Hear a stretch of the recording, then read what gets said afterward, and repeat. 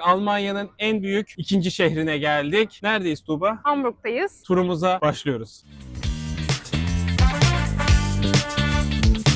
Evet, Hamburg'da Daniel Fischer'dayız.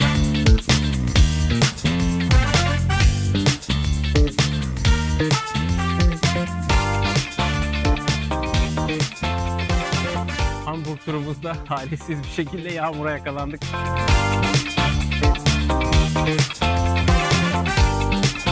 Hamburg diğer Almanya şehirlerinden bizi çok farklı.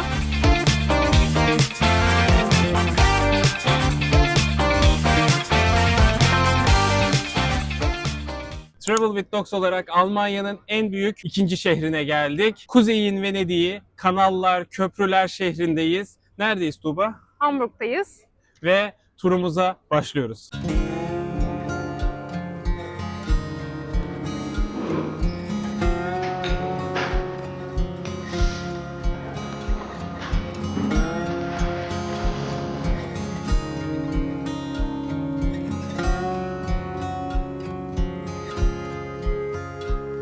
Hamburg turumuza başladık. Geziyoruz. Ancak Hamburg'da bugün şansımıza bir triatlon turnuvası var ve o yüzden birçok sokak veya cadde koşu için kapatılmış durumda. Biz de kapatılmayan kısımlardan rotamızı takip ederek turumuza devam ediyoruz.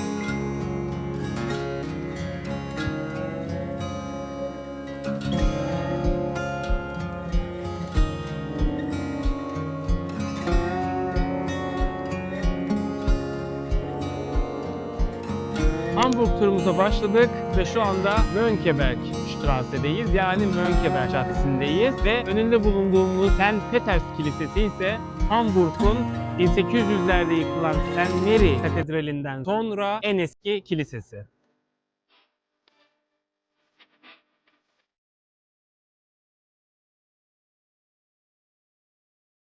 Bugünkü videomuzda bir misafirimiz var. Annem Almanya'yı ziyarete geldi. Onunla beraber bugün Hamburg'u geziyoruz. Merhaba.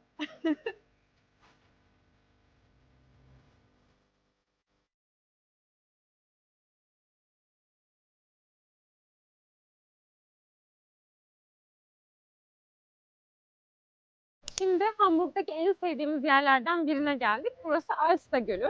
Hemen Altstadt bölgesinde, yani Eskişehir bölgesinin hemen yanında yer alıyor burası. Etrafında yürüyüş yapmak çok keyifli. İki tane gölden oluşuyor aslında. Biri daha küçük, Wilden Alster, diğeri daha büyük Außen Alster olarak geçiyor. Bugün şansımıza az önce Cemal'in de söylediği gibi bir triatlon var. O yüzden gölde yüzen kişileri görebiliyoruz. Aynı zamanda burada kano yapmak da mümkün. Şu anda triatlondan dolayı yapılmıyor. Hamburg'a gelirseniz burayı kesinlikle pas geçmeyin. Buraya geldiğiniz zaman göreceğiniz bir diğer yapı da bu iki büyük ve küçük gölü birbirinden ayıran Lombard Köprüsü. Hemen o da yanımızda yer alıyor.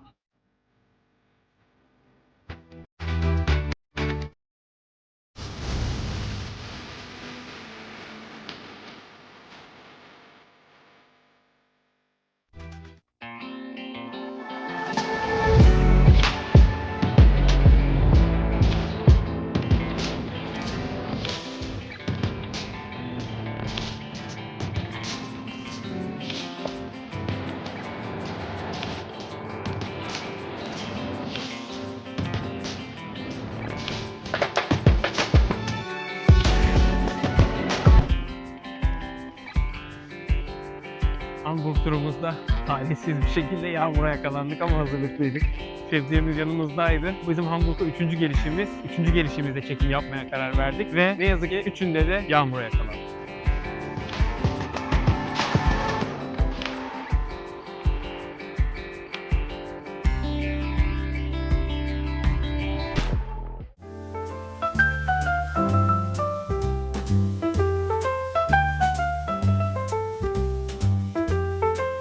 Şimdi bir yemek molası için Daniel Vişa'ya geldik.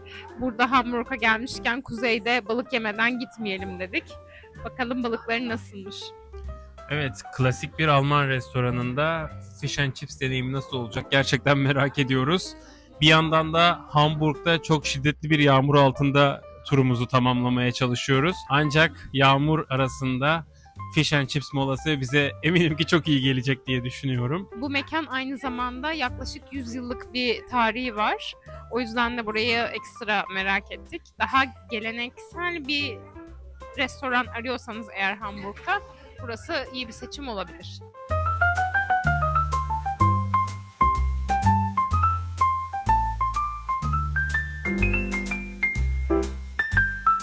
Daniel Wischer'da fish and chips menüsü söyledik ve tadımlarını yaptık. Tabii ki Hamburg'da yani Almanya'da olduğumuz için 2 Alman klasiğini de eklemeyi unutmadık. Onlar da birincisi Kartoffelsalat yani patates salatası, bir Alman klasiği. Yanına da içecek olarak Apfelsaft yani elma suyu. Ve ikisi de gerçekten fish and chips menüsüyle çok iyi gitti. Hele yanına getirdikleri bu fish and chips sosuna bayıldık. Açıkçası Hamburg'a gelirseniz, klasik bir Alman restoranı deneyimi yaşamak isterseniz bu eklerle birlikte burayı kesinlikle öneririz. Balıkların lezzetinden bahsetmem gerekirse gerçekten çok hoşuma gitti. Kızartma olmasına rağmen oldukça hafif tadı ve tabii ki klasik bir fish and chips olarak patates kızartması ile birlikte ikisi çok lezzetli. Eğer Oslo videomuzu izlediyseniz ki izlemediyseniz eğer lütfen kanalımızdan abone olup izlemeyi unutmayın. Oslo'da mükemmel bir somon yemiştik The Salmon'da. Şimdi de Hamburg'dayız ve mükemmel bir fish and chips yiyoruz. Kesinlikle önerimizdir.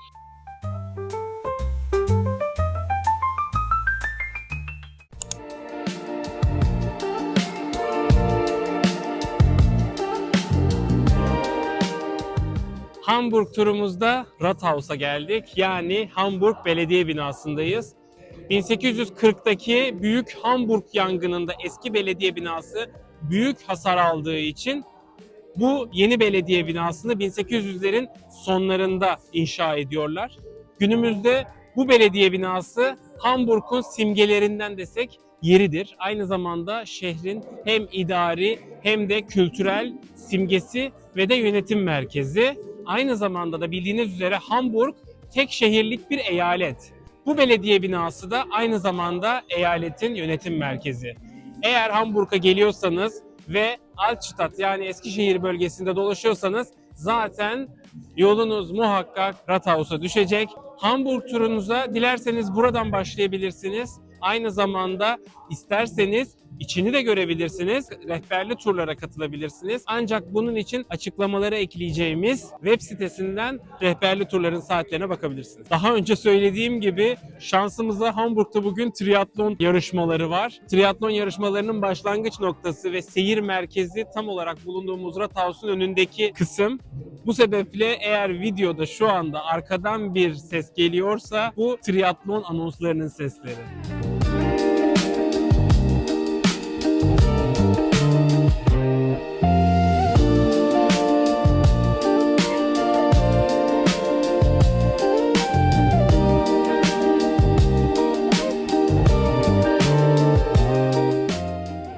Şimdi Hamburg'un en etkileyici noktasına gidiyoruz. Orası da Speicherstadt.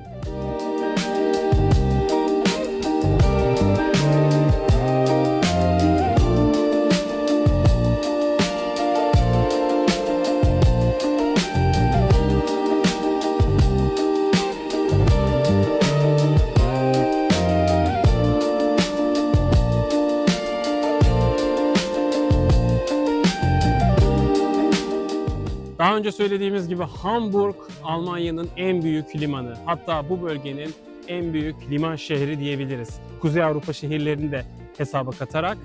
Öyle ki Hamburg'da bir Alman gümrük müzesi dahi var.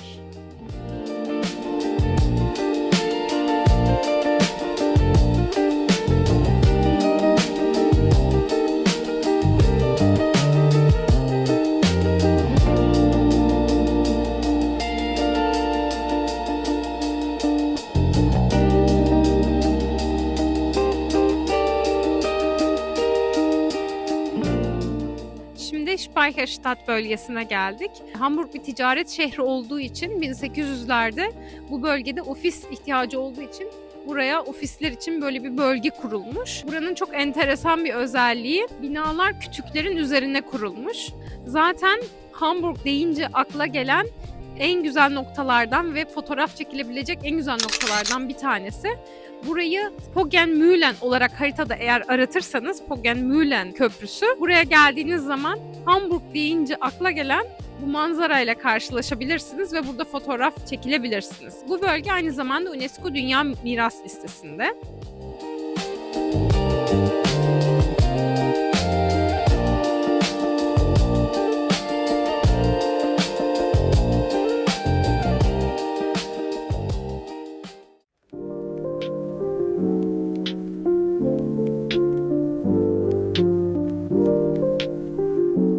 Burası Avrupa'nın en dikkat çekici mimari eserlerinden bir tanesi olan Elbphilharmonie Hamburg. Konserlere ve eşsiz performansların yer aldığı Philharmonie Hamburg muhteşem bir şehir manzarasına sahip. Bizim vaktimiz kısıtlı olduğu için şu anda giriş yapamıyoruz. Ancak dilerseniz buraya gelip ücretsiz bir şekilde seyir terasına çıkıp muhteşem bir Hamburg limanı ve Hamburg şehir manzarası görebilirsiniz.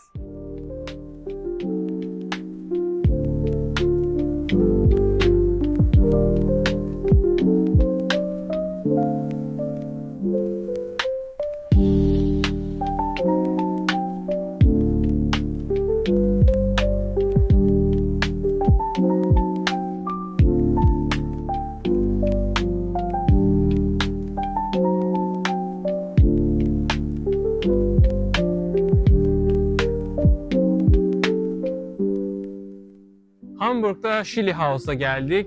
Burası UNESCO Dünya Miras Listesi'nde 1920'lerde görüntüsünden de anlayabileceğiniz gibi bir kruz gemisine benzetilerek yapılmış. Mimarisi o şekilde dizayn edilmiş. Buraya Chili House yani Şili evi denmesinin hikayesi bir Hamburglu genç olan Henry Slamon isimli bir adam parasız olarak Hamburg'dan Şili'ye gidiyor çalışmaya ve orada bir servet kazanıyor. Kazandığı servetle de 60 yaşında şehrine Hamburg'a dönüyor. Döndükten sonra da şehri için bir şey yapmak istiyor ve arkamda görmüş olduğunuz bu binayı yaptırıyor. Daha sonra da adını Şili Evi koyuyor. Şili Evi'nin günümüzde içinde ofisler, restoranlar ve kafeler var. Hamburg'a geldiğinizde atlamamanız gereken noktalardan bir tanesi kesinlikle Şili Evi. Evet, şimdi Hamburg turumuzun sonuna geldik. Bu biraz kısa bir tur oldu. Yaklaşık 5 saatimiz vardı Hamburg'ta.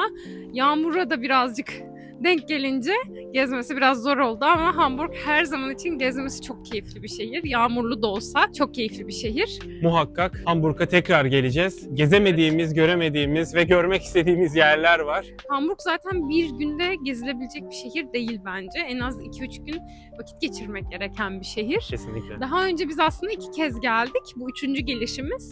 Ama ona rağmen gelmek istediğimiz ve daha henüz görmediğimiz birçok yer var. Onun haricinde de alışveriş yapmak için, kafe restoranlara gitmek için çok güzel seçenekleri var. O yüzden her geldiğimizde farklı bir yer deneyebiliyoruz. Zaten Hamburg her defasında gelip de acaba burada mı yaşasak dediğimiz şehirlerden bir tanesi. Yine bize aynı şeyi düşündürdü. Belki de ileride yani bundan birkaç sene sonra sizler için Hamburg'a taşınma videosu da çekebiliriz yani. Hamburg için bir diğer söylememiz gereken şey, diğer Almanya şehirlerinden bizi çok farklı. Sadece bizim için de öyle değil, herkes için aslında o şekilde. Çünkü mimari açıdan, kültürel açıdan aslında Danimarka'ya çok fazla benziyor. O yüzden Kopenhag videomuzu da mutlaka izleyin kanalımızdan eğer henüz izlemediyseniz.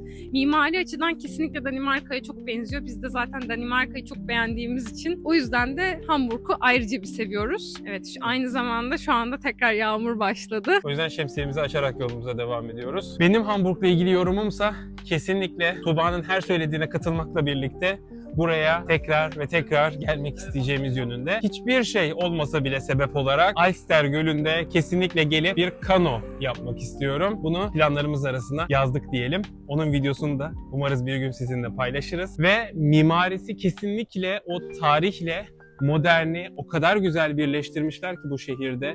Dönüşüm projelerini o kadar güzel yapmışlar ki gezerken gözünüzü rahatsız edici hiçbir bina manzarasıyla karşılaşmıyorsunuz. Hem de sokaklarında gezmesi çok keyifli. O yüzden de tüm bu gezdiğimiz, gördüğümüz, size anlattığımız veya anlatmaya çalıştığımız yerlerin yanı sıra bence Google haritalarınızı bir miktar kapatıp şöyle 1 saat ayırıp kendinize sadece bu sokaklarda, dolaşırsanız eminim ki çok keyif alırsınız.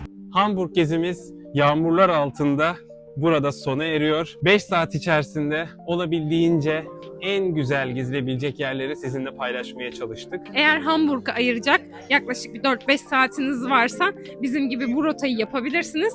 Yağmura rağmen yapabilirsiniz. Eğer sizin Hamburg'a dair gezilecek farklı bir öneriniz olursa veya gezdiğiniz farklı bir yer varsa yorumlarda bizimle paylaşabilirsiniz. Kanalımıza abone olmayı unutmayın ve videomuzu beğenmeyi unutmayın. Bir sonraki videoda görüşmek üzere.